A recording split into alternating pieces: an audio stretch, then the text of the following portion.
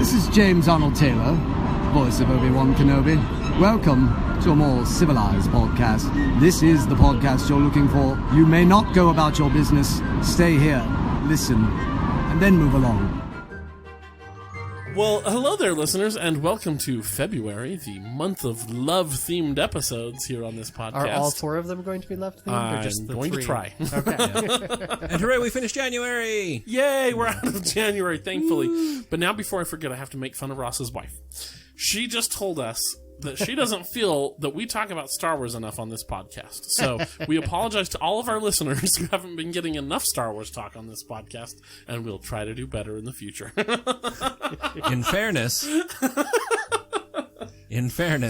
the complaint was actually there were certain episodes that don't have enough Star Wars in them. And probably our listeners can think of a few of those, Yeah. yes. But regardless, I told Carrie I was going to make fun of her by complaining that there wasn't enough Star Wars on this Star Wars podcast. Anyway, I'm Kyler. I'm Chris. I'm Ross. With the wife who we're complaining about. We love Carrie, though, and so do all of you, though, as proven in our most recent poll from, months ago. Anyway, Ross, I think you have some news for this episode. I don't. Oh, but we do have some news. All right, then. We're just going to go right so into much the episode, newsy then. news. News it up.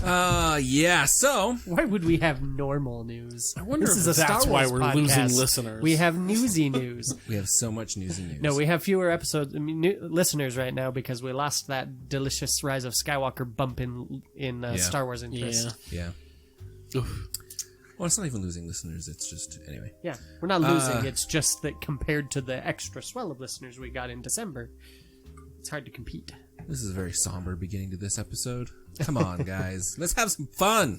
Like when we're talking about a man in Utah who's 3D printed his own Stormtrooper armor. It was really cool. Which His own bulletproof. the catch is it's Yes. bulletproof, yeah. So I mean, better than Stormtrooper. Yeah, by a wide margin. and I'm sitting here reading the article and I'm just trying to figure out how he's done this because that's a filled feat. it with something. So the armor was hollow, and then he filled it with some some sort of something or other. I must have missed that. Let's skimming But through it. he said it was really hard to walk in, but it looked really good, and it did stop bullets. Yes, it does. So it fulfilled its purpose. He's like, after it got shot, it's totally not usable, but it did stop the bullet. So, so it's single use. well, Which I mean, that's really all you need. More than Stormtroopers get out of it. So it's true. All right, so continuing on. Stormtroopers can be taken out by a dude with a stick, by teddy bears with a stick. They need better armor. Yeah. Yep. Continuing on, we have little bits of rumors and things to say about Rise of Skywalker and the future of Star Wars. First is that Taika Waititi is apparently going to be directing... They're considering tapping him. Was Correct. The last... They want to tap that. But... they were considering bringing him in to direct an episode, to direct a movie. To do a movie. Yeah. And yeah, I had seen this a couple places, so that would be It's widespread interesting. enough at this point that it's at least the news that they are considering it is definitely on point. Whether or not it actually happens is still, possibly up for debate. Yeah. But I could see that going either way. There were a lot of complaints online, like people didn't want to see a Thor Ragnarok style Star Wars. Thing is, though, That would be me. I think we're gonna get there eventually. inevitably, yes. I mean, yeah, we've talked about it before. I mean, Episode 9 was already basically a parody of Star Wars, so it's just one step further. But I love the look on your face there, Ross. I'm not even joking about that. no, I know. I had a discussion with someone the other day where they were like, "How would you fix that?" And I was like, "Scrap it, burn it down, and build something else there." And they were like, "No, but if you had to use that plot," I was like, "I would make it a full-on Galaxy Quest level parody because that's the only way to make that plot function." Yeah. If they had taken it in a Galaxy Quest direction, that would have been actually a really hilarious. I mean, funny it would movie. have been. It would still been very aggravating coming Oh, off for of sure. 7 and 8, but at least it would have made that plot work. Anyway, Go ahead, Ross. No, I'll wait. I'm just here lurking. Yeah, I can see it in your eyes. No, it's just that I'm sure that again with the success of Marvel, they'll try and do the same sort of thing where a lot of the different Marvel series, they like to take a different theme with them, different style of movie making. And eventually we'll get the buddy comedy in Star Wars. Yes, I saw that, and that's going to be our shout out today, by the way. All right. I've never seen it. These guys are sitting here passing a meme back and forth that I saw a little earlier. Well done. Anyway, on to our Rise of Skywalker news while we're on the topic of hating on Rise of Skywalker. This movie is the fastest Star Wars movie to hit under 1 million in a weekend. Now, then that title is a little bit weird to parse. Yeah. So what that means is every weekend after release, a movie makes less and less each weekend. Very, very rarely, occasionally, you'll have a movie jump back up.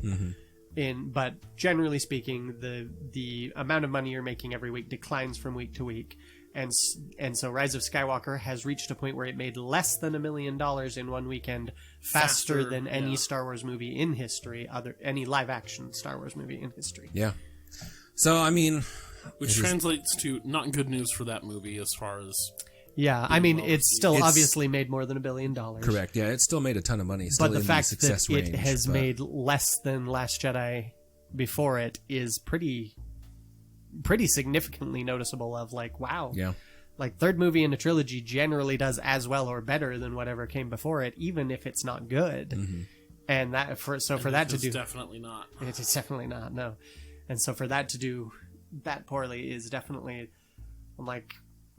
Thank you, everyone who listened to when I said don't go give your money to this movie. For reals. You know, and it makes you wonder what the people at Disney I do have are at least one person right now. who did tell me, like, no, where I was sitting with a group of people talking about it, and they were just like, oh, I haven't seen it. I didn't go because you said not to. And I was like, oh, thank you. That's incredible. I know. I was so flattered. Thanks, Victoria. So the big idea behind the changes that Rise of Skywalker got, which we're going to talk about here in a second, was that this was the Disney executives going, oh no, we can't push this out, we need something more fan pandery, etc., Yes. right? So Possibly. what do you think, I mean, if that holds true, what are the Disney executives sitting there thinking right now? Oh, God, I don't... You have to do it in your Disney executive. Well, see, but that's the thing, is my understanding of what the Disney executives have been... My confidence that I understand any of their thought process went out the window the second I saw episode 9. Because I never, ever could have predicted anyone doing that. Like, to make a movie... Like, there are a lot of people that are like, oh, episode 8 is just throwing out what episode 7 did, blah, blah, blah. And I'm just like, no, okay, look. Even if you feel like this is not paying attention to what 7 did, like...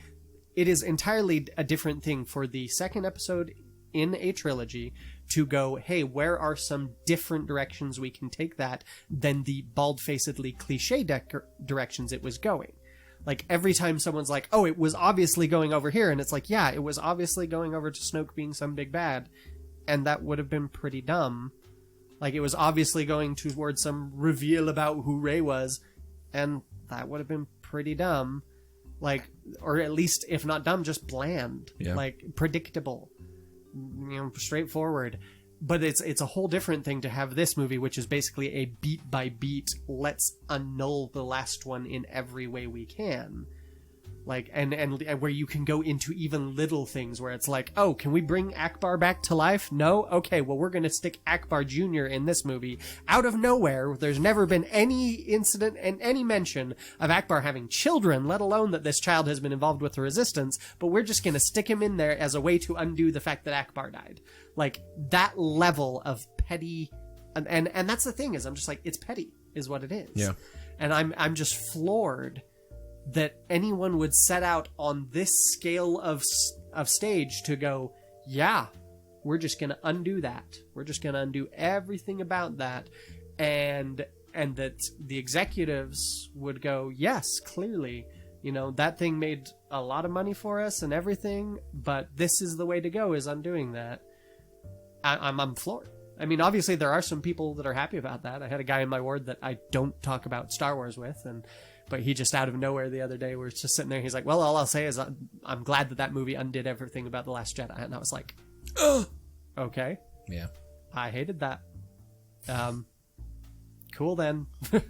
He just brought it up out of nowhere. I was just like, this is the general level of tact I expect from this guy, but not that he's a bad guy. He's just not very. He's awkward. Yeah. Which is something coming from me, but anyway. But so it's like, yeah, I cannot understand the thought process that allowed episode 9 to be made. I cannot understand the set of executives that could look at that and go, yeah.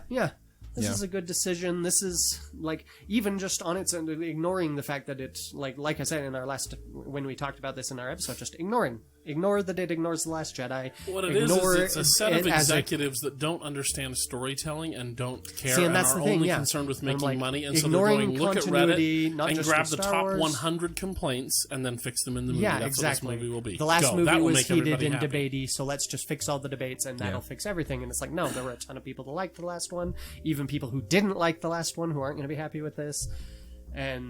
And so, yeah, I'm so far removed from their headspace that I'm just kind of like, I don't know. I do feel pretty comfortable saying that this movie making less money than the last one is, even if it did still make over $1 billion, like, if they were dismayed by The Last Jedi having the biggest third weekend drop of any Star Wars movie ever, not anymore, but, if they were dismayed by that and thinking like, oh crap, even though this made over $1 billion, we still need to course correct from this. Well, this is an even harder. Well, you need to course correct from this. So my best bet at this movie is Disney executives are going, who can we blame for this? That's not me. And just like, that's it. Right now, I picture Lucasfilm and Disney just engaged in a pass the buck competition of just like, who do we blame for this? That's not me. I can tell you the biggest thing I want right now is an actual expose on what happened between the release of Last Jedi and the release of Rise of Skywalker. Oh man, that would be fascinating. You know, what actually happened behind all those closed doors? No, of course not. Ever see the light of day. Well, not for at least 2 decades, I'd say. But yeah, not in the authorized version anyway. So we just have speculation and rumor. Yeah. Woo! Anyway, or we need a trio of investigative podcasters. Hey, to go and start interviewing people, hitting the streets, finding every bit of rumor that they can, piecing together a story of what happened here. Sounds great. We're gonna find such, let's find a trio of investigative podcasters to do that for us, because that would be awesome. I'm just trying to think, okay, which other Star Wars podcaster should I name here to make the joke? Yeah. Anyway. It's like Droid Heads. I think they have more than 3 people, though. So. Oh. Resistance Broadcast, get on that. They have more than 3. No, they've only got 3. Okay. I haven't listened to them, so no offense. We can ask Rural Farm Boy. He would know. He knows all the Star Wars podcasts. There we go. Anyway, and last but not least in our movie news, the next bit of big drama in regards to our recent movie releases is there is the apparent, and actually I guess confirmed by What's His Bucket, the writer anyway, that the original script for The Rise of Skywalker has leaked. Oh yeah, the Colin Trevorrow script. Yes. It's a lot better than what we got. I mean, yes, but that's a very low bar to clear. Sure. Well, and see, and that's why before we started to calling ask that you guys, a bar to clear is more like calling that a street curb to clear. That's why I was asking if you guys had read it before we started today, is I wanted to get your, in particular, thoughts on the details that I'm sure I'd miss. It's still pretty dumb. Yeah, but it is better. Significantly better in that, I mean, at least it's actually trying to build off of the story that already existed. Yeah. And work with that. So where you've got, we're actually paying attention to the fact that the last thing Luke said to Kylo was, I'll see you around. And he's actually interacting with Kylo here. Don't know if those interactions would have been good. I haven't read every word of the script. I've just read some detailed synopses, but you actually have Rose as a character. You have, what else? What other things are there that they're built off of? Where you actually show some state of the politics in the galaxy. You show where Coruscant is at. You show them going around drumming up support for the You actually resistance. see Kylo Ren in his role as Supreme Leader of the First Order, like doing Supreme Leader things. Yes, and instead of just, I'm the Supreme Leader, but yeah. Everybody else just do my job for me. I'm going to go run around. Yeah. The big ones for me, really, that were here that were not in Rise of Skywalker that were very dismaying for me. It's like, I don't like the way Rose got treated, obviously. Yeah. But, okay, whatever. But the biggest ones for me that I'm surprised that other people are okay with is anything to do with Luke. That it's like, so you're okay with the fact that the last movie was about Luke being like, no, I'm going to step up, I'm going to acknowledge, I'm going to apologize to Kylo Ren and acknowledge that I have some fault here for what the state he's in, and then I'm going to tell him I'll see you around, like I'm going to be here to fix this, and then apparently sometime between that and the next year, Luke just went, never mind, screw that kid, and just didn't show up. And then, you know, the similar thing where with like Luke going, it's like, oh, apparently Luke was just like, hey, you know, one of the most traumatic experiences in my life was having my enemy reveal to me in a heated and dangerous situation my true dark parentage. So, you know, it would logically be sympathetic and kind of me to not put anyone else in that situation, but screw it, I knew all along, Rey. So did Leia. We just figured F you. And then especially the whole like the end of this is the end of that is like, oh, the galaxy's without hope, and it's like, no, Luke has given them hope. That's why we get that last scene with the kids playing with it. It's like Luke is inspiring hope, and then Rise of Skywalker goes, nah, just kidding. No indication that had any effect on anyone whatsoever. Nobody's here. Nobody ever came. Nobody's ever helped them until Lando just calls in all his checks at the end, and that's why they show up or something. Who knows? And then I'm just like, you know, it's like people complain about the way the Last Jedi treated Luke, and I'm like, the Last Jedi said, hey, what if Luke, you know, thought about doing something bad once, and then, you know, and then got broken by the consequences? This movie is like, hey, what if Luke was an utter and completely ineffective dick? And so, you know, Chris Terrio didn't have that. No, Chris Terrio did have that. Colin Trevorrow did not have that in his script. It does have a lot of really kitschy, like, a lot of people don't mind the kitschy or weird crap that I'm not fond of. Like, I'm not fond of fetch quests, which is what we got in episode 9. Yes. In some, they can be done well, but when it's just like, hey, there's some random MacGuffin that we all have to go find, or plot coupon that we need to find so we can trade in for this. I'm like, I'm not crazy about that kind of plotting. I can stand it. And this is similar to that, where it's just like, oh, hey, here's a recording of Palpatine saying, you know, talking to Darth Vader, and it's basically with the theory that, oh, this is if Darth Vader and Luke overthrew the Emperor, and so this is like, yes, take Luke to be trained by my master who trained me, who is some dude that we've never heard of, and apparently not wasn't Darth Plagueis. Yeah, that was a little weird. And it was weird and out of nowhere, and it's also kind of like, okay, but you know that the whole rule of two concept kind of destroyed the idea that the Emperor was like gonna be okay with, like, it was, I don't know, it's very weird, and there's a lot of stuff that it still has similar problems with its lack of attention to the continuity of Star Wars as a whole. Yes. It still has similar problems with its overall kitschiness and just silliness. Like, you've got Finn and Rose are trying to light a beacon on Coruscant that's going to come again. They're trying to sneak into the Jedi Temple or something. And I'm like, it's like, I mean, it's a sci-fi universe, like beacons, like even if it's radio broadcasting, it's like, we already did a radio broadcast, like we need more than just a beacon, and there's no reason we couldn't set up a broadcast from somewhere else. Like, why do we need to be on court? There's a lot of really just sort of hand-wavy nonsense, which is not unusual for Star Wars, but it is heavier than we usually see in the movies, even with the prequels. And so a lot of this broken stuff is still there. It's just the main benefit for me is that it's like, it actually feels like a piece of a trilogy, a continuation, instead of just let's ignore the last one and pretend it didn't happen. Yeah. And it has actual character development. Like, you have actual interactions between Kylo and Rey, where they're actually continuing to evolve their relationship and play off of one another, instead of just, we're angry at each other until all of a sudden I'm good now. Kylo doesn't get redeemed in that one, which I'm fine with, but I could have been fine either way with that. I didn't mind him being redeemed, but it's just like, at least it's a more realistic character arc than just, oh, mommy reached out with the Force and flipped my good evil switch back to good, which is really dumb. And I didn't really mean for this to get off on a rant again, but yeah, here sorry. we are. It's hard not to get me off on rants about Rise of Skywalker, so. Anyway, there is your synopsis. There's your Nerf nugget, everyone.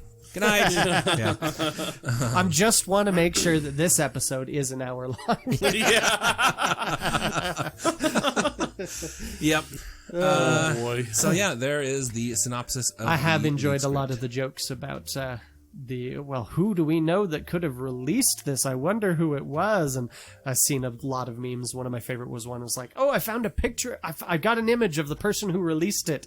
And it's a picture of Colin Trevorrow with like a giant fake mustache and like a Monopoly monocle and top hat where it's just like, oh, and it's just like, yeah. A lot of people That's pretty joking funny. that it's like, well, obviously Colin Trevorrow did this, right? Yeah. It's like, he has no reason not to. He can only look good in comparison. So Yeah, that is true. So, is that it? Are we ready to... I feel like we're that is missing our newsy some bit news. of news, but I can't think of what it was. So,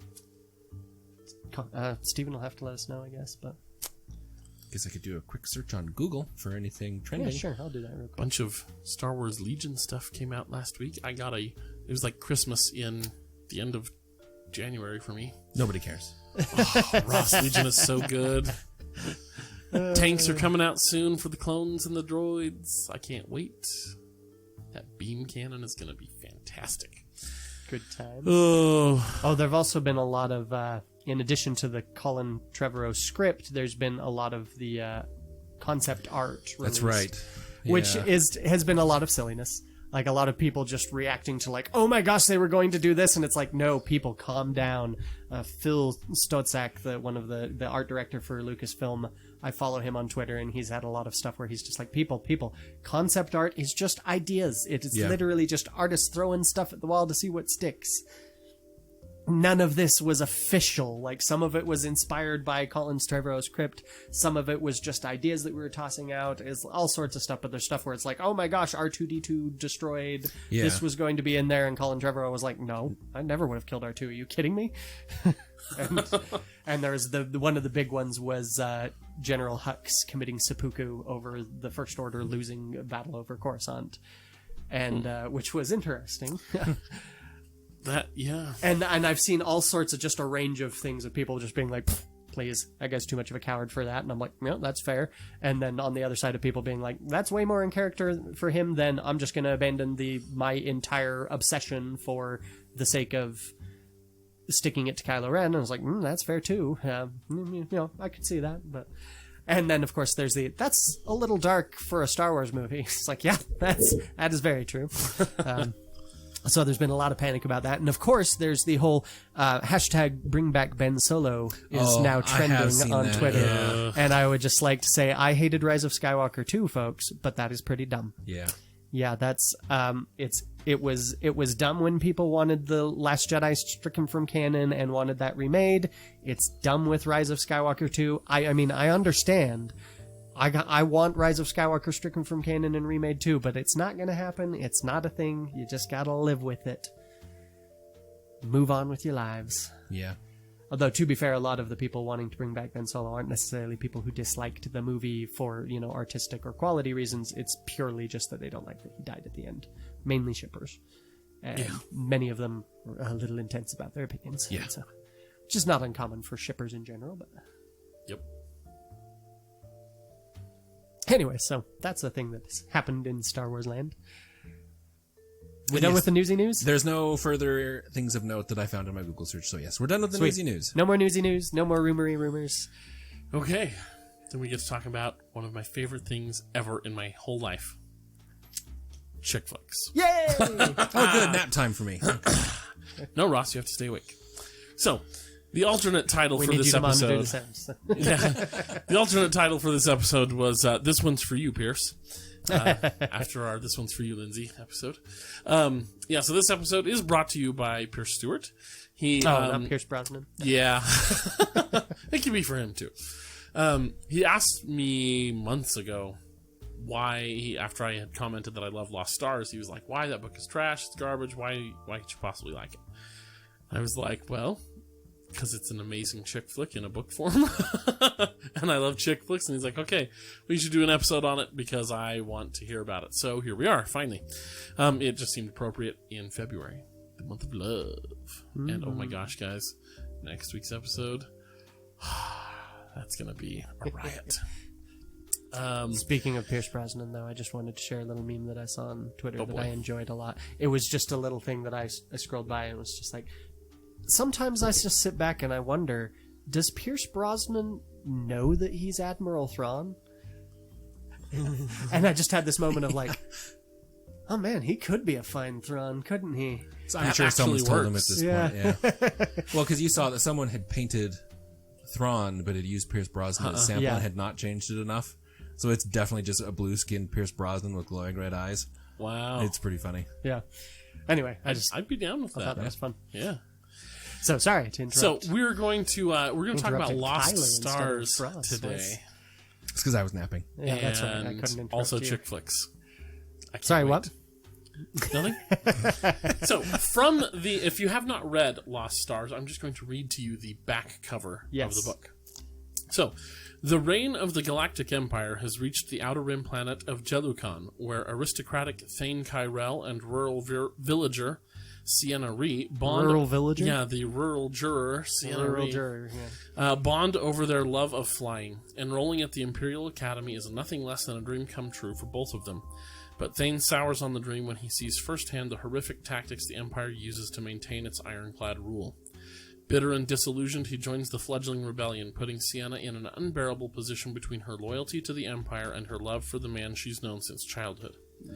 Now on opposite sides of the war, will these friends turned foes ever find a way to be together, or will duty tear them and the galaxy apart? Oh, it's so good. Doesn't that just make you excited? So I did hear a lot about this book before we ever started doing any sort of podcast. Yeah, so this book, one thing that I really like about this book is that it spans a large amount of time.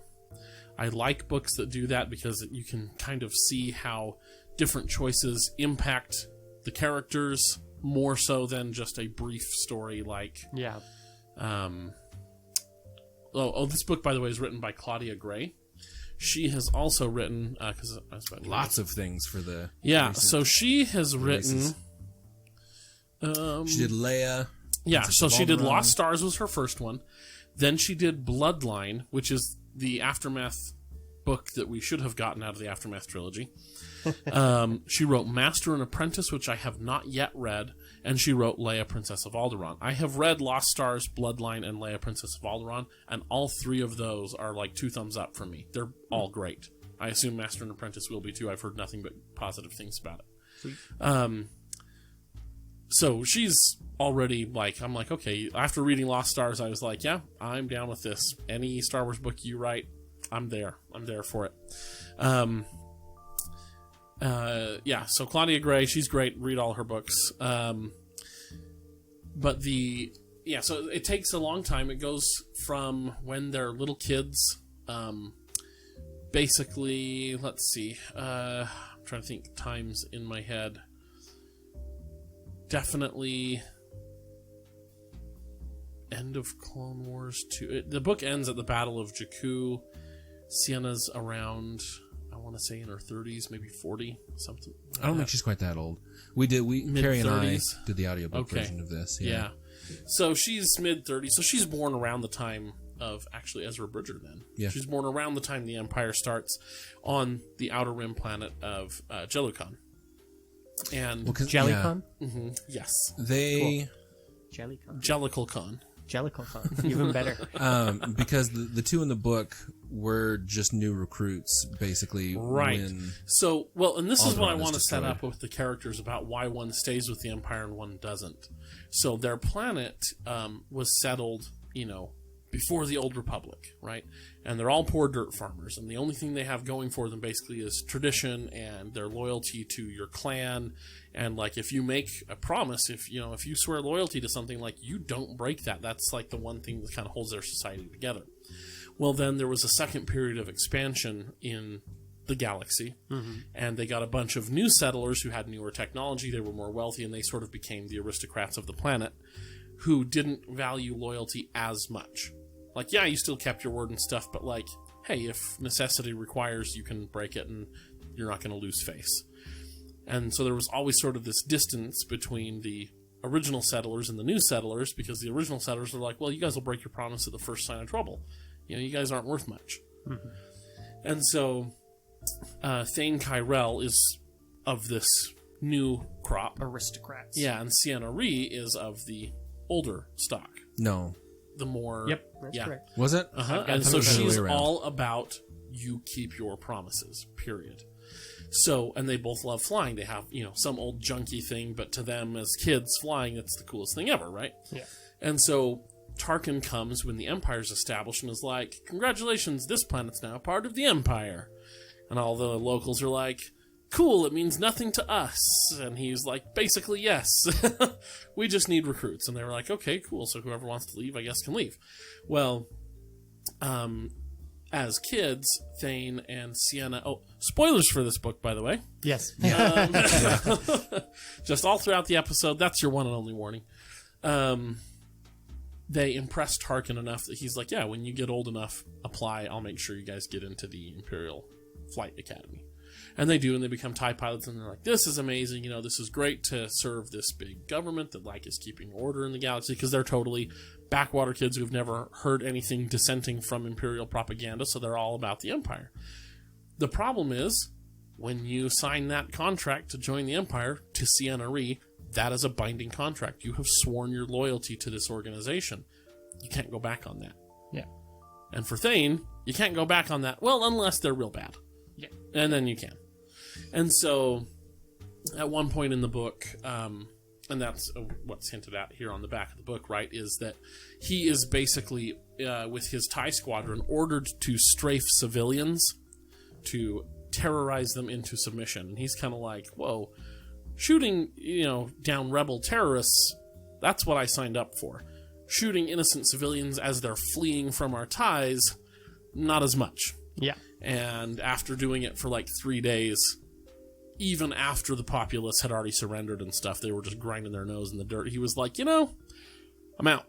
Can't do this anymore. This is clearly not an okay thing. Yeah. Even I can only shoot civilians for so long. Yeah.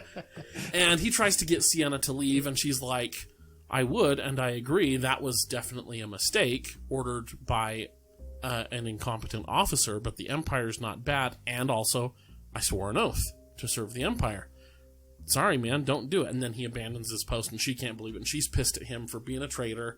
And then and I love this book because then we'll get time jumps. A couple years later, she's advanced a little bit. He's, being approached by the rebellion now. They keep... The book says it's the Force that keeps intertwining their paths from time to time. Sure. And so it's just a nice way for them to kind of catch up with each other and be like, why aren't you seeing things from my point of view? Yeah. Which I liked because, frankly, that's how real life goes. When you have disagreements, particularly in a romantic relationship, you want the other person to see things from your perspective. Yep. And just be like, well, I love you and I want to be with you, but you're being too pig-headed to make this work, so why don't you just change so that this can work? That happens, all the time. And so I liked that aspect of their romantic relationship in this book because it felt real to the immature stupidity of love sometimes. Yes. But then we also get some really compelling scenes in this book of things that we have seen before in Star Wars. So I wanted to read just a little bit of these. The first is... a reading by Kyler Williamson. Yes, it's not going to be very good. Would you like me to read it? Yeah. So first is Alderaan. We get to see the destruction... both of them witness the destruction of Alderaan happen. He's in the hangar as a TIE pilot on the Death Star and watches it get vaporized, and she's in the control room where the order is given and watches it get vaporized. And so their reactions to it are just great. Behold the planet Alderaan, the commander said. Nash. So in the Imperial Academy, they meet, of course, other cadets that they become friends with, and you see that not every single person in the Empire is a mindless killing machine like a stormtrooper, that if you're looking at Star Wars in the reality of that universe, it's still real people with real families and moms and dads who want to, get their weekly letter from their kid and, whatever. So Nash is one of these. Nash is home. Thane couldn't help grinning. What luck to be near that world while the Devastator was visiting the station. How many times had Nash promised to show Thane all the sights? It had seemed like no more than a dream, but now Thane might actually get to take a look at Alderaan for himself if he could wrangle the free time.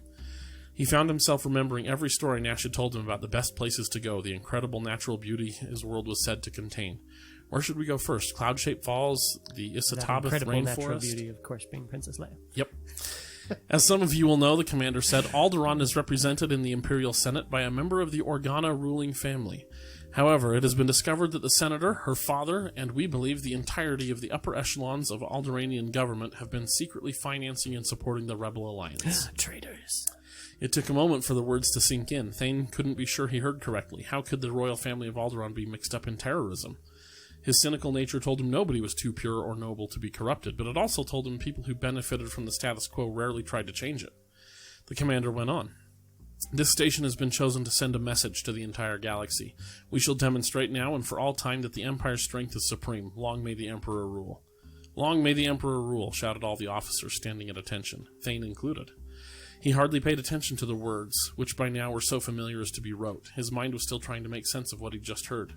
Then, a deep vibration in the core of the station rippled through the decks, different and more powerful than any Thane had sensed in it before. His hair stood on end, though he didn't know whether that was from fear or the ionization of the atmosphere. What's happening, he wondered. And then the Death Star blasted Alderaan, and an entire world exploded before him. Which is like, oh, crap.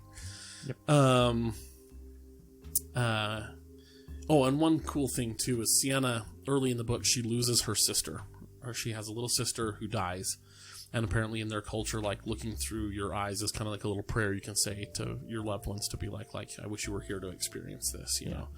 And so Sienna has committed to making sure that her sister gets to be there for all of these, anything that she sees, you know. So she says, in shock, almost numb, Sienna thought, look through my eyes. She was supposed to let Wynette see the terrible as well as the beautiful. That meant Sienna had to show her this. On the view screen, fragments of the planet Alderaan scattered in 1,000 directions, all the pieces glowing with the heat of their world's death.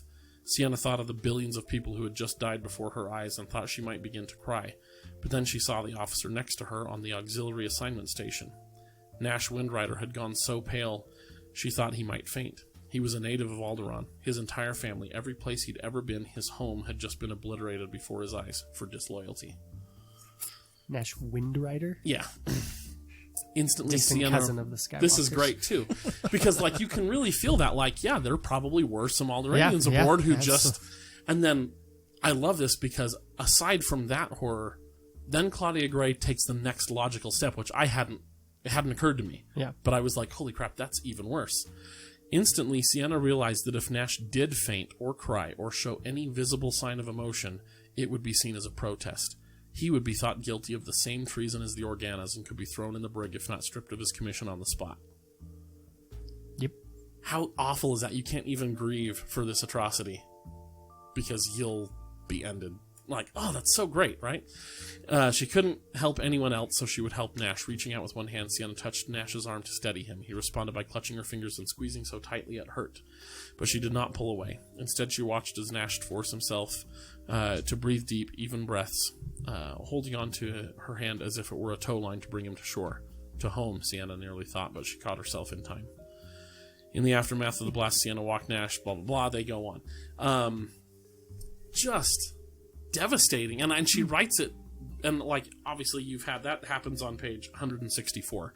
You've had a good 100 pages to get to know Nash and come to like him and be like, you know, you're a decent person who is just serving an organization that you think is doing a decent job, you know, like, because again, the Empire is portrayed in the movies as the big evil, and it is. We all know they are. But in the universe, you're going to have many, many people who are, you know, who are just living their life. Ross is just delighted that he got that official confession from Kyler there. I was just wondering if I should cut in the one I have previously. Oh, no. I fully admit the Empire's evil. That's just, you know, but it gets the job done. And then, as you may recall from watching Star Wars movies, not long after that... Assuming, of course, that you do watch Star Wars movies. Yeah. Yes. And if you don't, I'm not sure what you're doing here. Trying to get all the information so you can make a fair judgment when you finally watch the movies? Yes. Aside from Rise of Skywalker, of course, because they wouldn't want to waste their time. Right, exactly. But shortly after that, the Death Star eats it, right? Yeah. Yes. Along with more friends that they've made in the Academy. So Jude is one of her. Jude in these books, yes, I actually would think that every time I saw her name in here.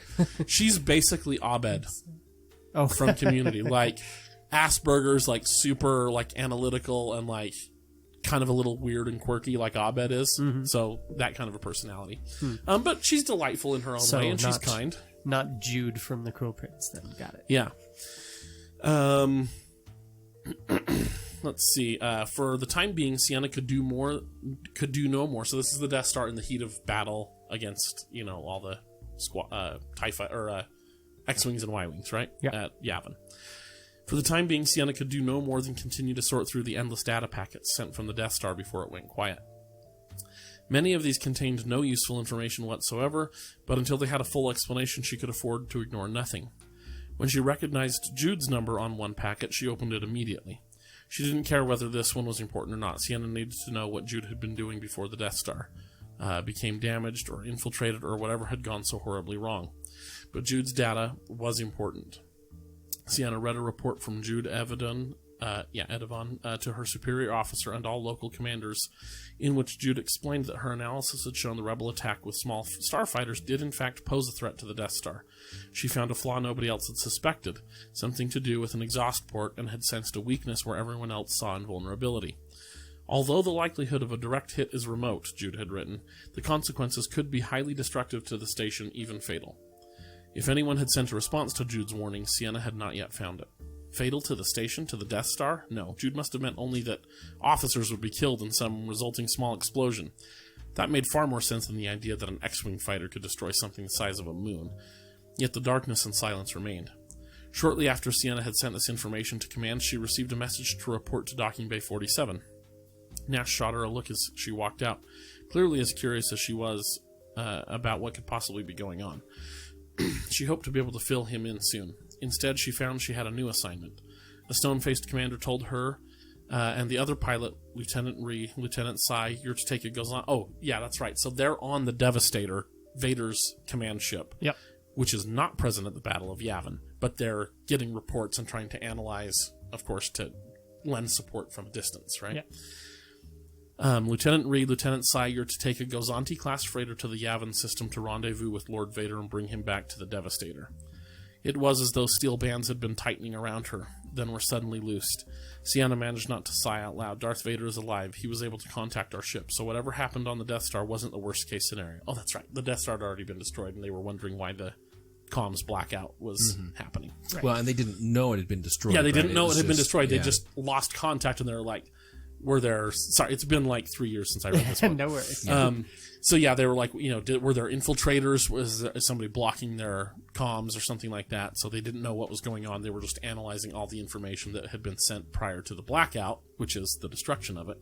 And then they get Vader going, hey, I need a ride. She still hadn't allowed herself to fully contemplate what the worst-case scenario might be. The commander continued, you are to disclose your mission to no one, not during your journey or at any time after. You will maintain communication silence unless otherwise ordered by Lord Vader or if the rendezvous does not take place as planned. What was that supposed to mean? Sienna glanced sideways at her fellow pilot, whose expression might have well been carved in stone.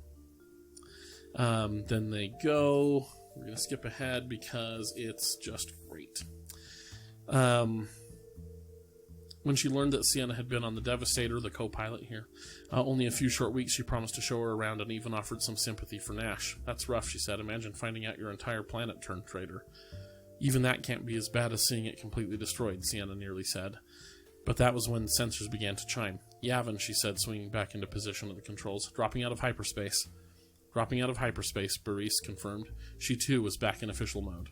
The dread Sienna had kept at bay by chatting with Baris returned, stronger than before. She told herself at least now she would know how bad the situation was.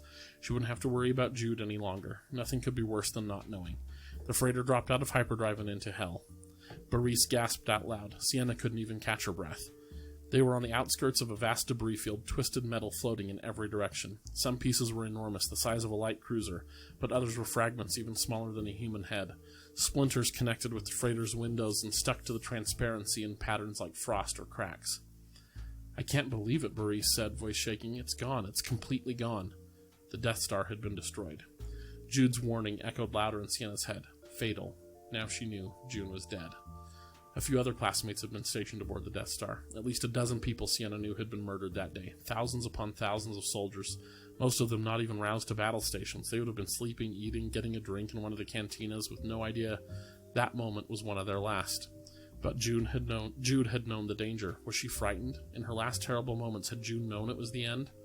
The idea made Sienna's throat tighten and her eyes fill with tears. And then they go and pick up Vader, and the story continues, and she gets a little bit more resolved to hunt down the rebellion and different things. But I love that because it humanizes the enemy, which you're not supposed to do in war, right? The Empire's supposed to be evil, and we shouldn't feel bad for, Finn shouldn't feel bad for just plowing down his former comrades. Yep. And it reminds the reader of the terrible price of war. Like, even though this is fictional, obviously, so it doesn't actually matter, but like, man, like, it's still in this universe. That's a lot of people that are dead. And obviously a good thing overall for the galaxy, but like, man, that sucks. Like, you had your friends who were like Jude. She's just an information analyst. That's all she does, and she still bites it, Yep. I love me some grace, some complexity. It's fantastic. So at the end, they meet it, so they keep going back and forth, right? She finds out that Thane was in one of the X-Wings, but he made it off Yavin, and she's grateful that he's alive, but still sad, of course, that the rebels got away. They meet again at Hoth, because she's been transferred to Vader's command ship, so she's present for the Battle of Hoth, as is Thane, because by this point he's joined the rebellion, and all the rebels are there. He makes it out. She, learns that he made it out and is happy. They meet again at Endor, but she's like in an interceptor and like actually in a dogfight with him. And then they don't know it at the time. Yeah, they don't know it at the time, but then she starts to recognize his flying style, and she like pulls off and starts shooting other people, and then we finally get to the very end of the book, which is the Battle of Jakku, which is much better written than in Aftermath. So let's see. Okay. So they have a big fight. So he is a part of a rebel cell sent in the middle of the battle to board and capture, if possible, a Star Destroyer. Yes. The Star Destroyer that they're targeting happens to be Sienna's. He doesn't know it at the time. Yes, under her command. As captain. And so, realizing the battle is not going well for the Empire, that rebels have infiltrated, she commands her crew to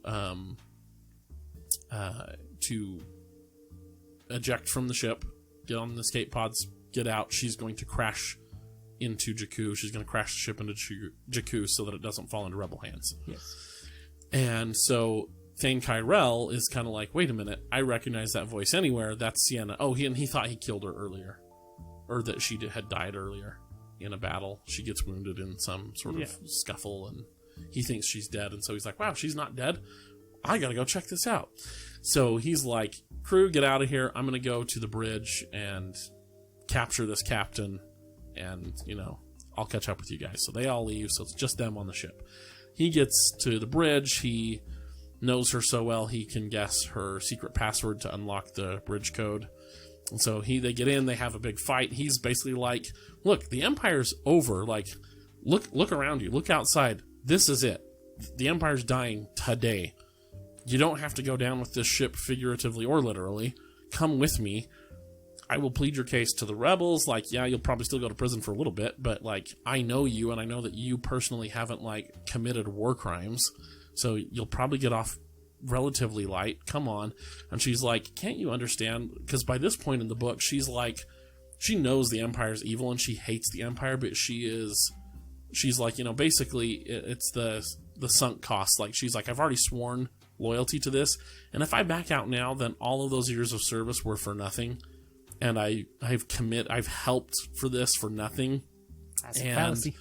Yeah, and fallacy it may be, but it's still true to human nature. Definitely a thing that people do. Yeah. And I love that because it feels super real. Mm-hmm. Is that she's just like, look, I can't, like, I would rather go down with the ship and die and finally be released from my obligation to the Empire and not have to serve it anymore while still maintaining my integrity. And he's just like, you're crazy. Like, you are willing to kill yourself and me. And she's like, no, she's like, I'm not even going to stop you. I'm not going to shoot you. Get in on an escape pod. There's one right over there that I haven't taken yet. Like, you can still leave. Get out of here, man. And so they scuffle back and forth. Because she's trying to knock him out so she can put him on the escape pod and eject him. He's trying to knock her out so that he can take her onto the escape pod and go. And he finally gets his pistol out and gets it on stun and stuns her. And they eject before it comes. And then, so here we go. The power was gone. Would the doors close? Would the pod launch? If the explosive latches had melted instead of blowing, they were sunk. Thane slammed his hand against the launch switch. He'd never seen anything more beautiful than the doors spiraling shut. As they locked, a terrible deep groan shuddered through the ship like the dying roar of some massive beast. Then the pod launched, shooting them away from the inflictor. The jolt knocked him against the pod's curved wall, and Sienna rolled onto the side. Thane crawled down beside her so he could brace her body against his. The limited repulsor lifts and acceleration compensators in an escape pod meant they had a rough ride ahead. He wasn't sure the thing's landing capacities would even work that close to the ground. Through the tiny porthole, he saw only brief flashes of blue, then gold, then blue, then gold, sky and sand tumbling over and over. Impact could only be seconds away. He curled around Sienna, buried his face in the curve of her neck, and held on for the crash. The pod hit the ground with a severe jolt. Then again and again, it was skipping across the sand, Thane realized. He and Sienna were jostled against the wall, never hard enough to kill them, but always hard enough to hurt. Finally, one impact struck, slowing them down bit by bit as they tunneled through Jakku's desert and very gradually came to a stop. Are we safe? I think the pod jarred forward into the air so hard that Thane first believed another explosive charge had been set off. But the deep roar he heard told him the truth. The inflictor had just crashed into the planet, and their escape pod was being thrown forward along with a tsunami of dust and sand. He wrapped his arms more tightly around Sienna as the pod tumbled over and over, the small window showing nothing but red, orange, and sand. What if they were buried? What if if the already battered pod could take no more and burst open? He didn't want them to smother down here, buried alive. But slowly the pod rolled to a stop again, this time apparently for good. After a long second, Thane allowed himself to believe they'd survived the landing. But what if they were deep underground? Would his sensor beacon even be able to signal a New Republic rescue? He switched on the sensor, waited a long moment, then saw the indicator turn green. Signal sending. We made it, he whispered to Sienna, who lay unconscious against his shoulder. Maybe in her sleep, her subconscious would hear him and suddenly let her know everything was going to be all right. A small line of blood marked a cut on her forehead. Thane untied the mourning band from his arm to use as a makeshift bandage, staring down at her in wonder. Oh yeah, because her mom had been framed for a crime, so the Empire could steal their family's assets. Yeah. And he was the only one on the planet who showed up to the funeral. So pretty high mark of loyalty for her. And so she sees that as well when he comes to get her off the bridge, and she's like, wow, you're still wearing that after all these years? That's really cool.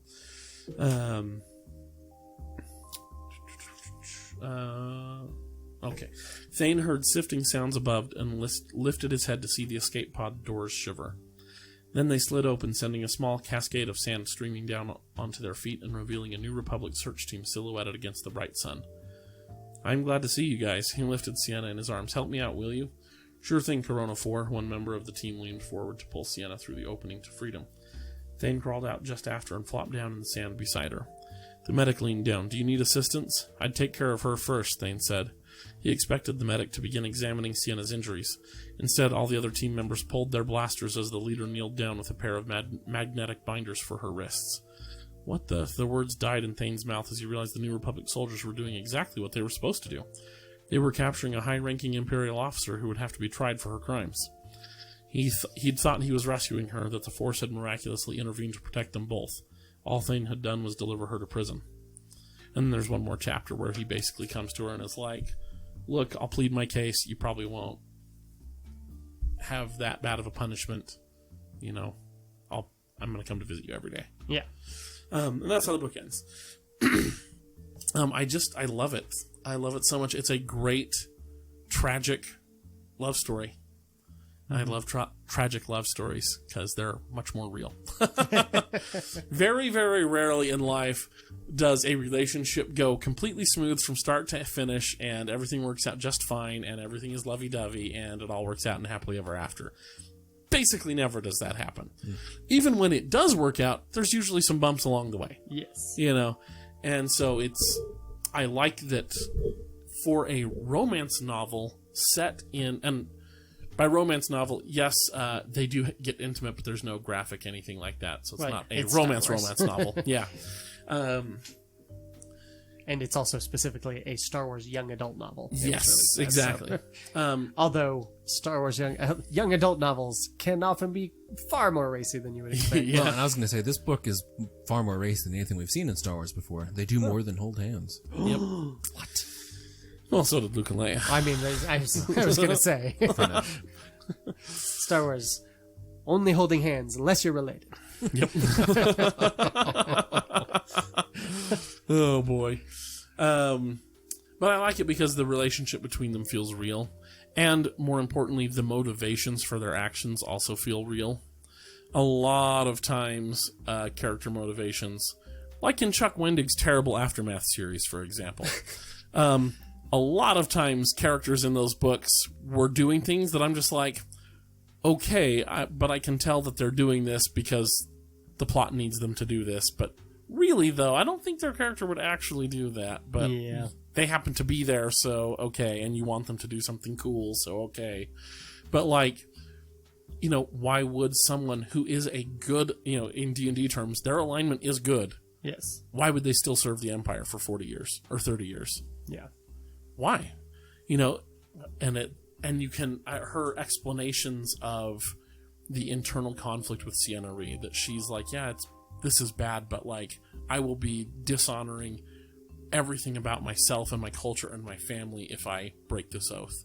You know, it would be, you know, spitting on the graves of everyone I love to betray the Empire, even though it's a bad thing, even though I recognize it's bad.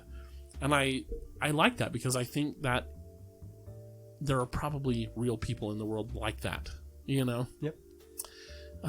People do a lot of things to, for the sake of their family and their loved ones. Even things they might know, that they might know are wrong, they'll still do them out of a genuine, for real, legitimate love of the people they care about. Yeah. And that's very real, and we don't see that terribly often. You know, I just like, and I totally, and it's, then there's with Thane Kyrell, it's the total other side where it's just like, yeah, look, some things are more important than honor, like, you know, not butchering civilians. Yeah. So I'm gonna take a hit on the honor in order to not butcher civilians. You know? Jaime Lannister approach. Yeah, you know, and that's real too. Claudia Gray does a great job in this book and in Bloodline and in Leia as well, although to a lesser extent there, of really making those real gray choices that we have to face in life feel real. Yeah. And I really like that. And as I said earlier as well, I like the fact that we get to see how your choices impact you over the course of your life. That we have 30 years of choices being made by Thane and by Sienna, and we see how those choices play out and how their lives go in very different directions because of those choices.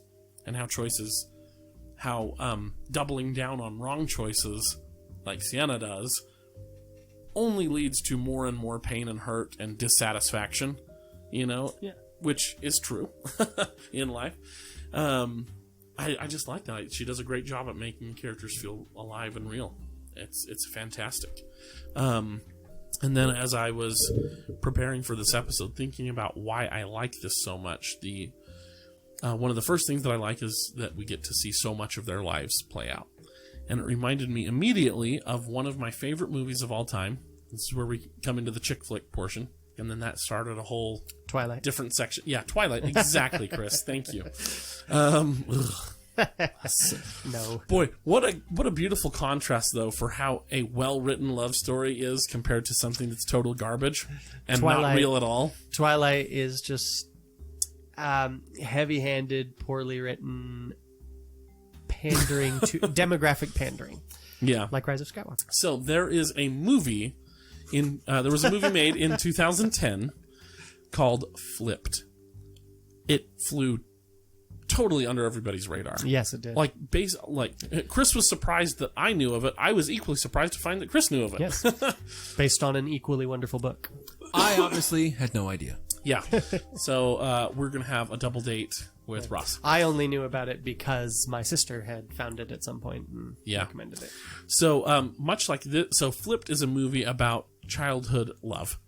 Starts in like the 2nd grade or 3rd grade, something like that, with this boy and this girl. This girl moves into the neighborhood, and then it goes through like junior high into high school, and you get big time jumps, just like in Lost Stars, where it's like, okay, 3rd grade, then it's like 5th grade, then it's 8th grade, now it's they're juniors or whatever it was, and just like Lost Stars, Flipped also gives you the same event but told from 2 different perspectives, from the boy and from the girl. And so and different things matter to each of the characters at different points in their lives, like where you'll see the same event, and for the girl, this thing the boy does is just this huge, like, I can't believe he would do that, there's this big blow up thing. And for the boy, he's like, yeah, well, that doesn't matter, but wait, you just did this, what are you doing? That's crazy. And while the girl doesn't think that she's doing anything crazy, and it's very real because, surprise, human beings can't read minds, and so you have things that are important to you that may not be important to other people. That's shocking, I know. And Flipped does a great job at showing and highlighting those differences of importance for people, of priorities. And so does Lost Stars, and I love that about both of those things. If you have not seen Flipped, it might still be on Netflix, but you should find it and watch it. Like, you will, it will be an hour and a half very well spent.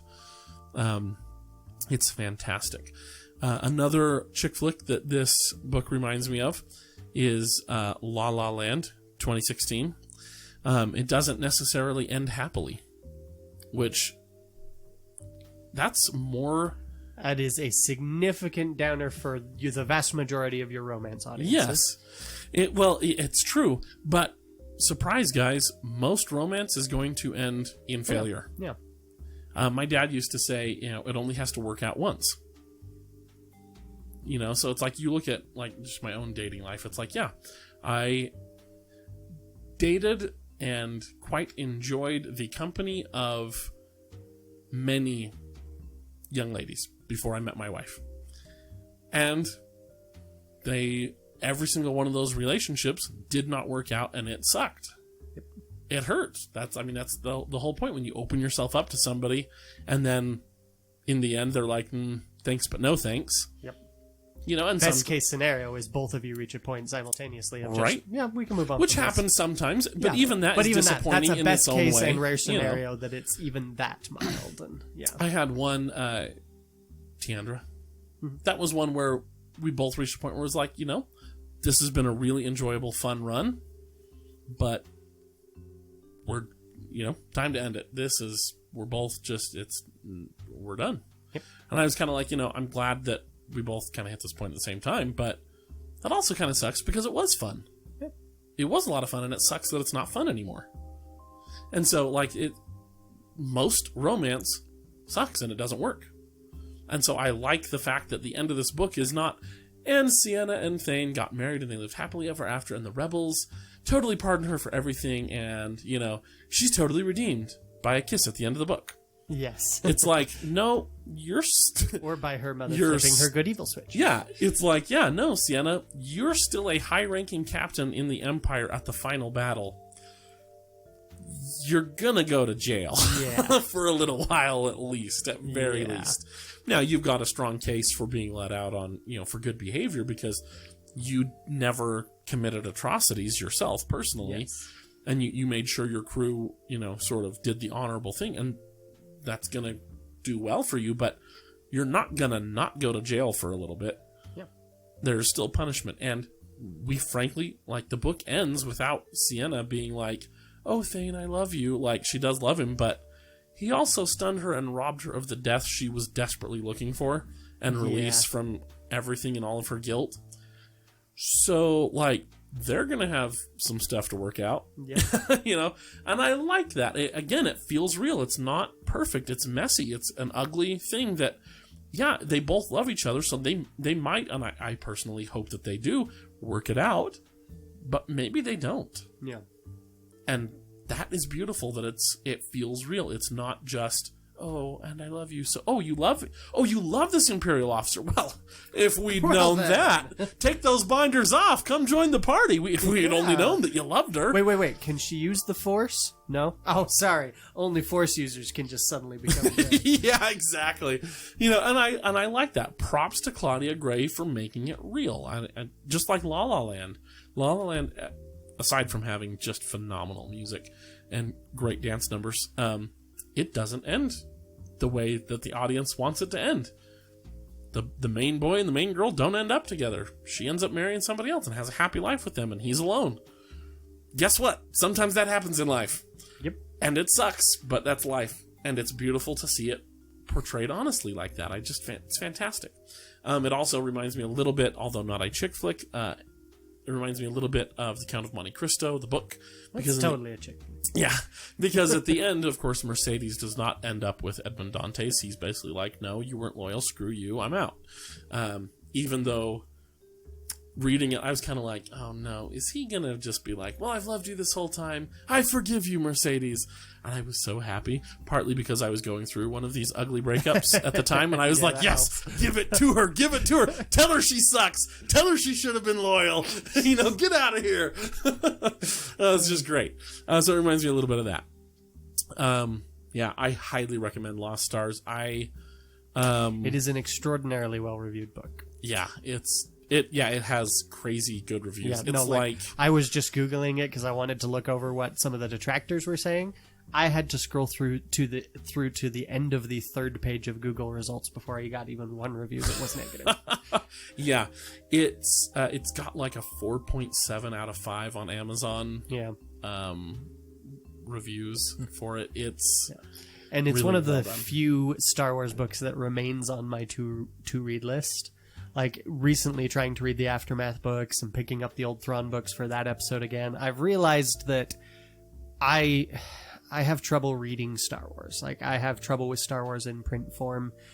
A large part of it is just that in prose, the way that people tend to describe things tends to be heavily dependent upon our world. And so you have frequent comparisons of things or descriptions of things that are too evocative of our world. You know, whereas in a movie or a video game or a comic, there's just a thing there. You don't have to describe it. We can see it. We don't have to relate it to something we know. We don't have to call attention to the fact that it's something like what we know. You know, it's like, I like Salacious Bikram as an example, where it's just like in the movies, he's just this weird alien thing. And that it's only after, when you leave the movies, that you find out he is a Kowakian monkey lizard. And now all of a sudden you've got this question of, do they know what monkeys are? Do they know what lizards are? Do we have monkeys and lizards in this universe? All of a sudden, we are framing it within our own universe. Yeah. I had a similar thing early on in Aftermath, where it's like that you had the one ship that's the something moth or the moth. Yeah. And that didn't bother me, you know, I've got the Millennium Falcon, whatever. It wasn't until the owner was like, do you know why I named this ship a moth? And was describing because moths do this and that and da-da-da-da-da. And I was like, wait, hold up.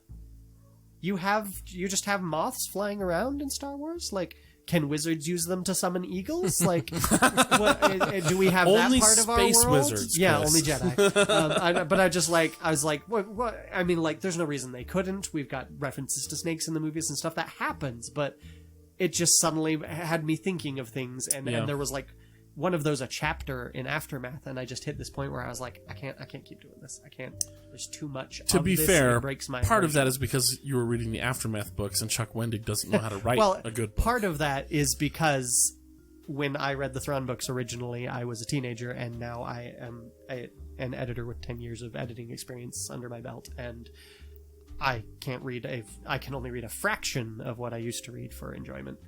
But yeah, it's hard for me to read Star Wars books just because it kicks me out of the universe so hard. Yeah. But this one remains on my list, partly because it's such an unusual premise for a Star Wars book. It's like, this is a star-crossed lovers romance set over the span of decades. And I'm just like, ooh, I'm there. Entire time I was reading this book, I was telling my wife, I'd be like, wow, you need to read this book. You need to. And I got done, and I'm like, Christina, and I put my hand on her shoulder, like, very seriously, and I'm like, listen, you need to read this book. She's like, but I don't really like Star Wars books. And I'm like, exactly why you need to read this book. It's not a Star Wars book. This is a great, wonderfully written romance. Putting his hand on my shoulder as a demonstration. It's like, I'm Chris. Your wife is Christina. I can't reach Ross, otherwise I right. But I'm like, but that's the great thing, is this is a wonderfully written romance story. Yes. That just happens to be in the Star Wars universe. Yes. Which I want to see more of Star Wars branching out into other types of narratives. It's great. It was so great. Been saying for ages that I want that Obi-Wan series to be a rom-com. And, which this is obviously not a comedy, but I would love it. Yeah, I want a rom-com. Oh, man. So, that was all I really had to say about Lost Stars. I mean, there's the battle sequences and stuff are well written when they're in the dogfighting and stuff. Claudia Gray does a good job at narrating what's going on. You can really, because some people, Chuck Wendig, it's a little confusing when you're getting in the battle. It's like, okay, I have a vague sense of that ships are shooting, but it's kind of hard to tell who's doing what sometimes. Yes. Not so with Claudia Gray. She's very good at helping you picture exactly what's going on. So that's nice. It's nice when an author is clear in their writing. Yes. Yes, it is. But I don't have much else to say other than you should go read Lost Stars. It's fantastic. I love it. It may still be my favorite book that I've read out of these new canon books. Nice. It's really good. Really good. In fact, the only other one that comes close is Bloodline. Which also written by Claudia Gray. It's very good. So I read all the Aftermath books, and then I read Bloodline, and I was like, oh, crap. This is what the Aftermath series should have been. We should have had Claudia Gray write the Aftermath books. Well, cool. But I did want to go through some of my other favorite chick flicks. So, just real quickly, we're going to make fun of Ross and see how many of these he hasn't seen. Oh, we were discussing downstairs. Kyler was just like, yeah, it's chick flicks. And I was like, I'm all for chick flicks. Yeah, let's do this. And he was like, oh, really? Great. And then I told him, I had a moment a little while back where I was at church and there were some teenage girls down the hall talking about YA romance books. And I just heard that they were talking about books. And I was just like, what was that? And they were just like, oh, we're talking about Casey West books. She's a YA romance author. And I was like, oh, right, yeah. The Villain Boyfriend's my favorite. I also read The Distance Between Us. That one was solid, but it's that's her very first one, and it shows like she'd never dipped her toes into romance before, and it's a little awkward. But I really enjoyed that one. I started on I forget what the other one was, but I was just like, yeah, those are good though. She's a heck of a writer. Yeah, I love me some good romance. And Casey West is a heck of a writer. You get a good writer, doesn't matter what they're writing, it'll be good. Yep, but that's very true. Romance is always and they were fun. shocked that an adult man would know that. Yeah, yes, they were. They were a little flabbergasted. They're like, you've read not just a Casey West book, but more than one. It's just like, yeah, I picked it up at the library because I read the description on the back and it sounded interesting. I'm in the fill-in boyfriend. You got to be curious about that. And I'll talk with guys and they'll be shocked to find out that I love chick flicks because I love chick flicks. I love romance is awesome. It is awesome. I know. But so many guys are like, oh, chick flicks, those are for girls. I'm like, yeah, and guys who know how to get girls. So, yeah, chick flicks, they're funny. They're super witty, usually. It's just great. So here are some of my... I just basically just looked over at my bookshelf full of DVDs and started writing down titles. So, here are some of my recommendations. Ross, you have to tell us if you've seen them. Okay. Also, listeners, just an idea. It is February. Valentine's Day's coming up. Any of these would be really great to watch on a date. Married or single, you can take your spouse out. They should adapt Lost Stars into a movie so that guys I would watch the flipping crap out of that so that movie. Girls can drag their boyfriends who don't like chick flicks. I would drag my wife to that. So would I. So here we go. Me Before You. No. 2016. Have not. Me Before You. Which one is? He's a rich playboy. He gets in an accident and is all bitter. Yeah, that's the one with. Oh, wait a minute. Jyn One Erso. with not Jyn Erso. With Daenerys Khaleesi. Targaryen. Oh yeah. Yes, I have seen that Yep, one actually. that one. I have was not good. seen Okay. that one. Yeah, it's good. Dumb ending though. He totally is still selfish at the end. Which That is was stupid. that was the one that made me realize that she has one extra control point in her eyebrows. Really? Yeah. Normally in an eyebrow, you have like right on the inside next to the nose, one at the height of the eyebrow, kind of where they the point, peak. and then one at the end. She has one extra one in the middle, and so she can move her Wiggle him eyebrows like in squillium. one fancy weird pants. way. You'll see it. You'll like her Or eyebrows fancy will be straight when she makes like a concerned face or like a sympathizing face. The back or the far sides of her eyebrows will be straight, and Only the a insides will 3D go up. animator would notice that. Yeah, I am loving that about this. About Time, 2013. Domhnall Gleeson and what's her face? She plays. Oh yeah, that was she's wonderful. yeah. I can't remember her Domhnall name. Gleeson and what? She plays Robert Downey Jr. She plays the woman in Robert Downey Jr.'s It's, Sherlock Holmes Rachel movie. Rachel McAdams. Oh, there we go. yeah. That is fantastic. If you haven't seen it, I've not seen this one. You get to see Domhnall Gleeson not be terrified. yeah, it's great, and he's charming and freaking funny in that movie. It's great. It's a wonderful love story and a great father-son story as well. IQ, 1994. Gotta love IQ. Oh, IQ is great. Ross, do you know Description? this one?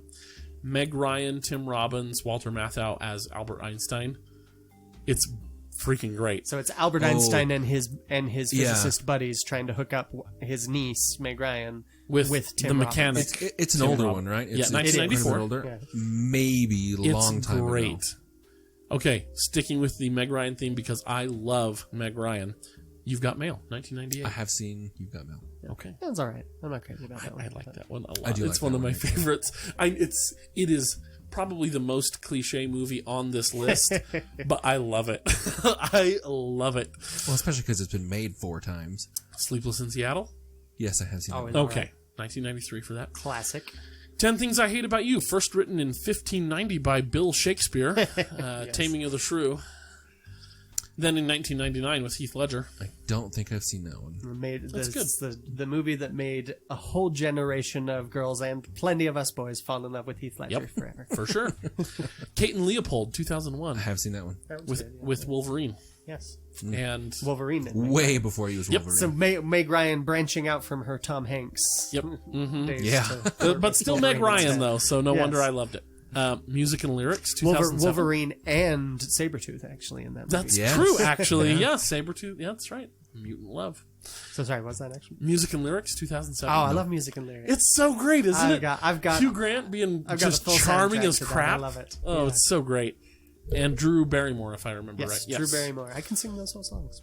Yeah. Yep. These are all off the top of my head, by the way. I have the name and the year, but all the actors, I can do this off the top of my head. I love these movies so much. 2 Weeks Notice, Sandra Bullock and I've only seen that Hugh once, Grant. but yeah, Hugh Grant again. I do love Hugh he's Grant. Wait, so That's the great. one where she's the lawyer. Nope, she's the personal assistant to a rich guy. Yeah. And he basically just horribly abuses her time, and then she can't take it anymore. Like, he starts Right. to fall in love with It's her. basic. I thought- It's basically like a toned down version of Tony Stark and Pepper Potts, Potts, from yes. the first Iron Well, Man movie. Only way Because I more thought- charming and funny. Yeah. She becomes his personal assistant, and then she gets so frustrated because I thought she was Yeah. originally there as a lawyer, or did she get a job to try Maybe and save something like that, yeah. Yeah. Because she was trying to save like some apartment complex. Something- She was a something. very more idealistic person, and then she Yeah. ended up working for this. But Yeah. it is just great. Hugh Grant he's got charm just dripping from every pore. does. It's fantastic. I don't know if this qualifies as a chick flick. In my mind, it is, and I love it, and which may explain why my dad doesn't like this as much. The Importance of Being Earnest, first written in 1899, but I then never thought of it that way, filmed but I do as love it. 2002. Fantastic. Of Rupert course, Everett, I Colin love The Firth, Importance of Being Reese Earnest. Witherspoon. It is so clever. You've seen that, right, Ross? And if Probably. not, I have failed you miserably. Really, we have both. I feel like I have, but I can't bring it to mind. Okay. Wow. Chris, We're gonna you have to need fix to fix that, that, like, and soon, Just gonna have a chick flick movie night. for reals. Oh, My Big Fat Greek Wedding, 2002. Yes, Hilarious. That's a good one. Yeah. And the somewhat sequel to it, different characters, same actors. My Life in Ruins, Oh, yeah, 2009. Yeah. Not seen Yeah. it. Absolutely Yeah. hilarious. I love that movie.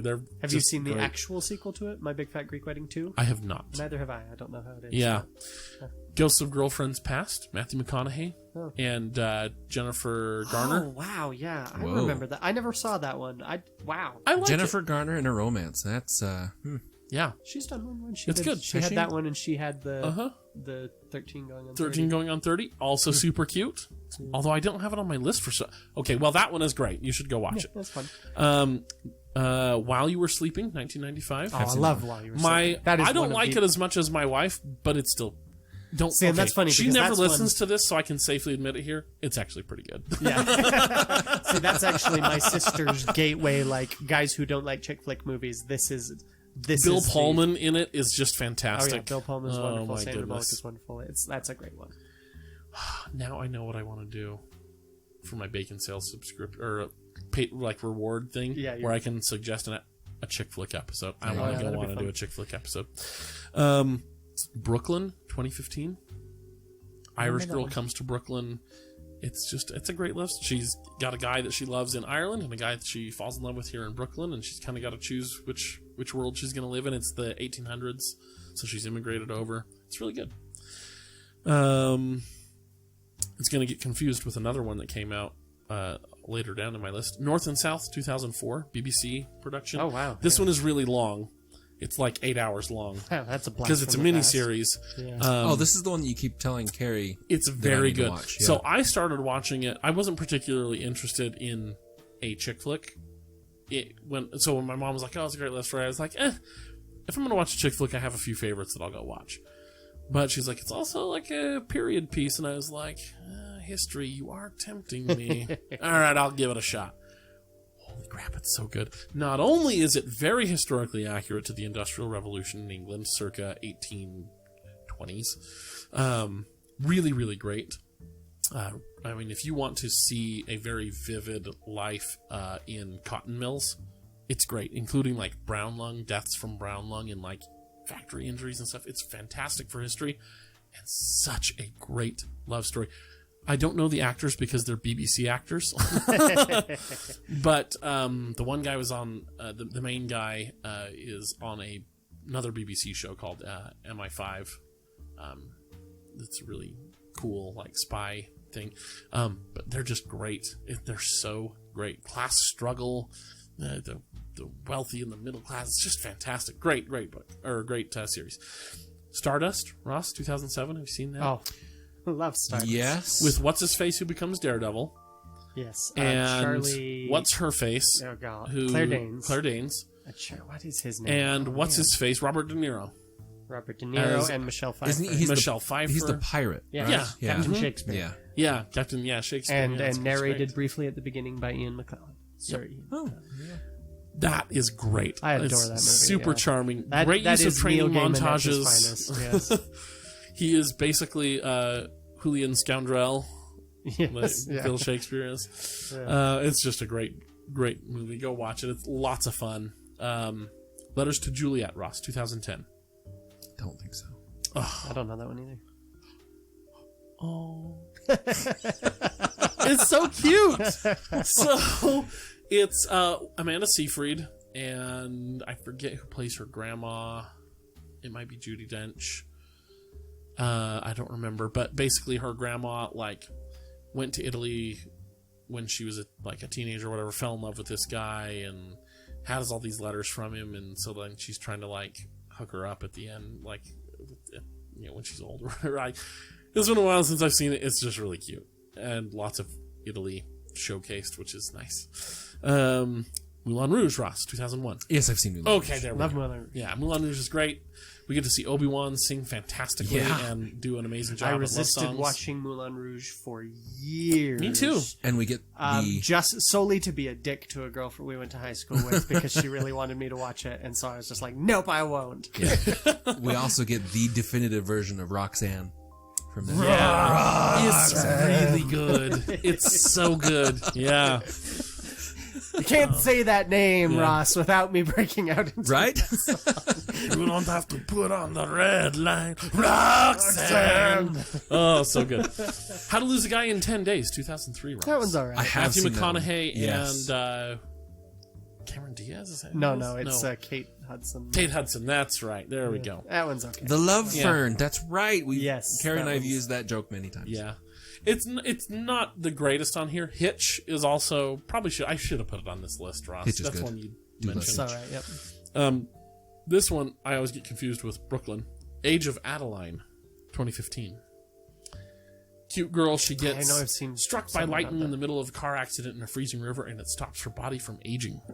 So then she gets to live for like 40 or 60 years into the future. So she's living with like 1930s or 40s morality in today's world, and is basically like, well, none of you guys can meet the bar, and I'm going to live forever, so screw all of you. And then meets the one guy who can take her down, and then she gets like hit by lightning again or Sweep something her like off her that. feet is usually the nomenclature. exactly. Yes. Yeah. And I'm going to take that girl down. that's right. Down the aisle of matrimony. That's right. It's a sweet little love story. A little bit weird though, because the guy who sweeps her off her feet / takes her down the aisle is the son of Harrison Ford, and she was in love with Harrison Ford when he was his son's age That's in not the that 60s. weird. Every So, girl was in love with That's Harrison true. Ford before she was in love with whoever she fell in love with. That is fair. Accurate. Hashtag accurate. So those are a whole bunch of Kyler approved chick flicks that you should definitely watch, especially if you haven't seen them like Ross. And we are going to be fixing that importance of being I in saw this most thing of those. real soon. Okay, Ross. I've got one or two others. There's of course Do it. some classics. I'm just looking through a list of romance movies to be like, okay, what did we miss? There's of course The Princess Bride. And I by guess the that would way, be a romance movie. Flipped and La La Land, which I mentioned earlier, both on that list. Seriously, go watch Flipped. It's incredible. It is excellent. The Princess Bride and Princess Bride is Groundhog fantastic. Day is also on that list as a. I- It's less of a I romance. wouldn't It is put a that- romance. It's. I don't know if I that's would not classify it its as a central chick premise. flick, I would though. say. And I wouldn't put Princess Bride as Well, a chick flick. I wouldn't put a lot of yours as chick flicks either, though. So Interesting. yes, we've got Like which ones? I can't remember. Oh, I'm sorry. We'll have to rehash your list again once we're done. But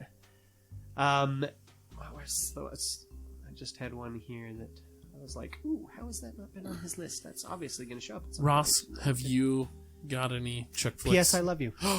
Oh, I was thinking about P.S. I Love You too. Yeah, Yes. I don't know why I didn't put it on there. It should be. P.S. I Love You is great. Yes. I have that one as well. Gerard Butler Yeah, and just chasing his way into every woman's heart. and who's Jennifer Garner, right? Um, Is the wife? yes. Yes. Ah, look at me. I know my chick flicks. The Holiday is one that I was very surprised by because this is a dual romance story. It's there's two romances going on. Yes, one I is did like Jude this one, Law and actually. Cameron Diaz. Yes. and the other is what's her name from Titanic. Kate Blanchett. No, Kate No. Blanchett.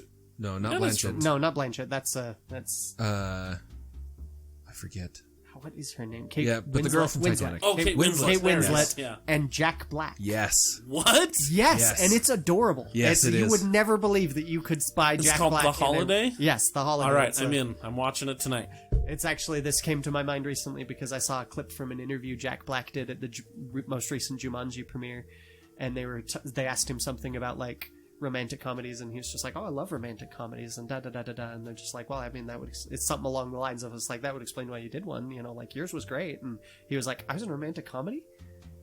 And they were just like, "Yeah." He's like, "Which one?" And they're like, "The Holiday." He's like, "Oh right, yeah, of course, The Holiday. Yeah, I love The Holiday. That's great. Think about that all the time." Yeah, it was delightful. Eternal Sunshine of the Spotless Mind.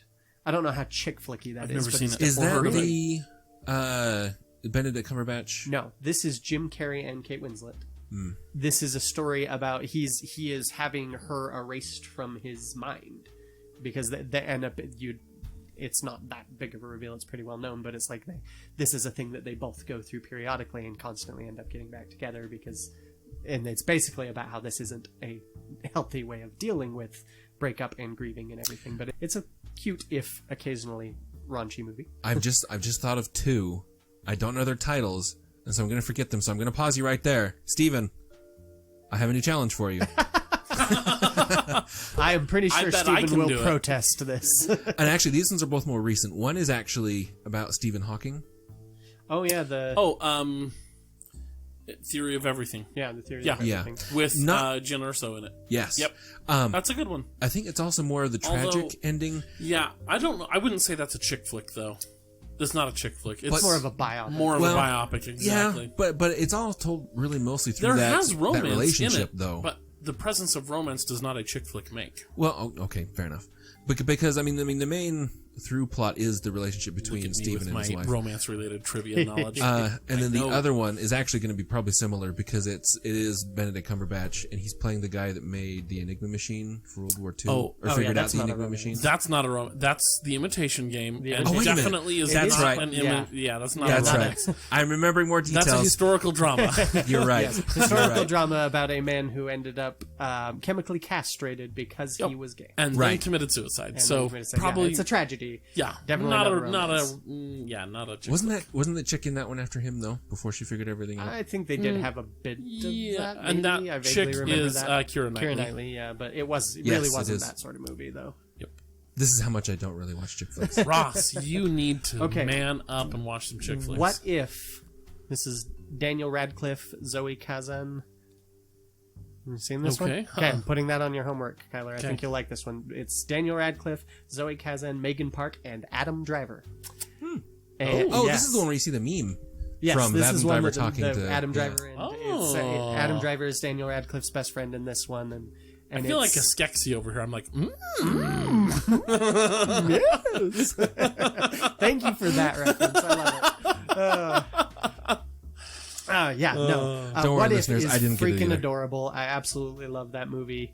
My sister showed it to me and my wife, and then bought it for my wife. And it's that's wonderful. awesome. It is an excellent. I thought you might not have seen that one, and I was like, oh, he'll like this one. I got to bring that up. Okay. Yeah, Yeah, highly I'm down. recommend I'm that super one. down with both of those recommendations. I'm in. The Holiday and What If, right? Yep. Okay, done. The Holiday I haven't watched in a while. I remember liking it, so mainly I got enjoyment from it because it was just like, holy cow, Jack Black is in a romantic comedy and it's working. I love it. I mean, and not a goofy screwball one. Like, I mean, as much as I love Shallow Hal, this is not that. Yeah, I didn't include Shallow Hal, although I like it, but it's not. That's not a chick flick movie. Though. Yeah. That's a comedy first and a romance second. Yep. That's a com-rom, not a rom-com. Yep. So. If I am not mistaken, we have this episode and one more before LTUE. Yes. So come see us at Life, the Universe, at Everything in Provo, Utah, at a place. At the Marriott Hotel and Conference Center in downtown Provo. That's the place. LTUE.net. Thursday, Friday, Saturday. It's the 13th, 14th, 15th of February. That second weekend there. That Thursday, Friday. Programming Saturday. runs all day from about 8 a.m. to like 6, 7 p.m. We depending three on the will be programming. hanging around, impersonating people who know what they are talking about. And I mean, I want to disagree, but I'm mainly on the gaming track this year. And yeah, so we'll be there. Come say hi to us. We'll be I'd around. love to see it. Yep. We should also mention a Oh retraction. yes. Oh, The Saturday panel about podcasting that we thought was a presentation that Kylie was doing that the two of us would be joining in on. we is got an actually email a from them. panel on podcasting that Kyler is sitting in on with several other people. So probably Ross and I will not be free to just up and hop on there as we please. So we will see how many of us are present for that panel. But We'll be in the room. we somehow got a table for the book signing event assigned to us.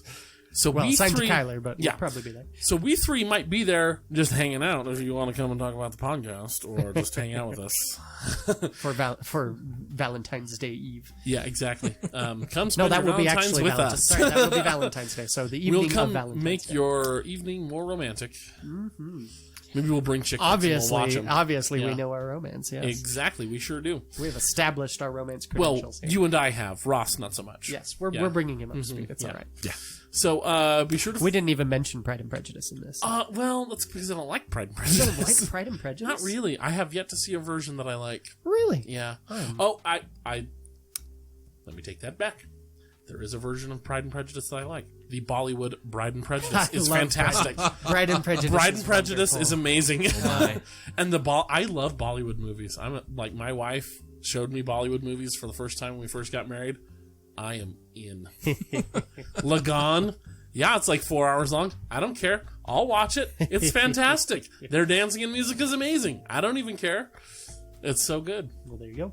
I just like the gifs that show up on the internet every so often. Oh, they're great. The one with the dudes in the shield that get flung over the wall. You got to be and more the, specific, Ross. There's dudes in the shield getting flung around in like every Bollywood movie. And then the other one is like some dudes like it looks like he's walking into arena, like Yep. he's all like boxer. You know? Again, Ross, and you then all got of a to be more sudden he starts specific. dancing around, and they have this great musical number. Anyway. Got to be more specific, Ross, because that happens about 8 times in every single Bollywood movie.